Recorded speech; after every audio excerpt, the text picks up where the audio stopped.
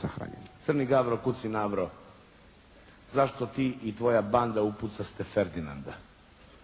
Pa se diže svetski rat da Srbiji slomi vrat. Navalio Bugarin i Švaba i ponekad domaća baraba. A Srbin je oguglao i na metak i granatu i Srbin je navikao da bude u nekom ratu. Ej, Gavrilo, sram te bilo. Zašto ti i tvoja klika upucaste naslednika?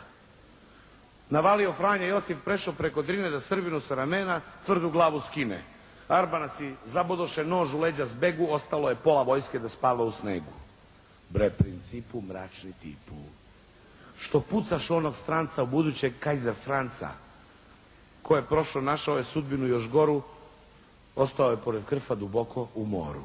Zasjalo na nebu sunce, sačekalo je solunce, pobednici stigli kući pevajući i plačući.